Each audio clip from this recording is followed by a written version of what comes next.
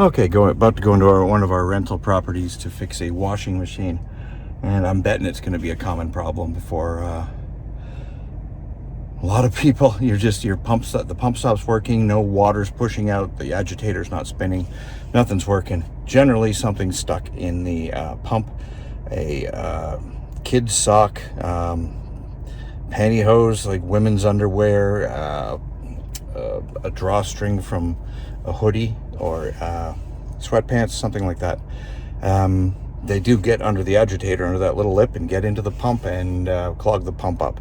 And once the pump stops working, everything stops working. It's a 5-minute fix, 10-minute fix tops, as long as you know what you're doing. So let's go see if this is what it is. Okay, so the pump's held to the front of the motor with these two clips, one down here and one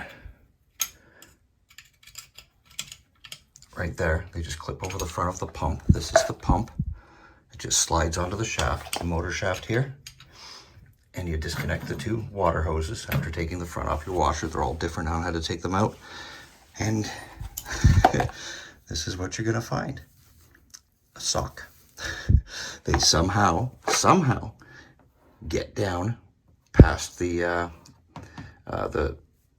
agitator in the middle, get down to the drain hose, get down into here, and this is the pump. You can see a little pump wheel in there. This is the pump, and it stops it dead. Generally, when your water will not pump out and it's making some kind of noise,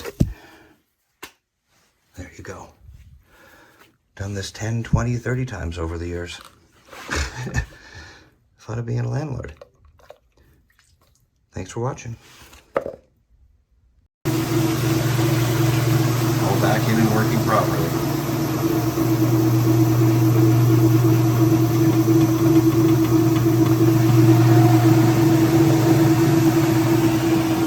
Obviously unplug it while you're doing this, and you can cycle it by hand inside the back where your key is.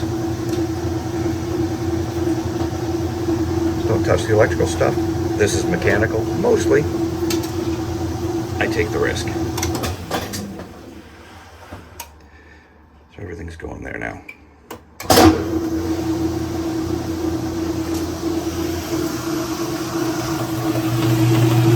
So your symptoms will be no pump, no spin, no agitation, nothing, just a click. Because the pump and the motor are all one, and the transmission for the motor are all one unit.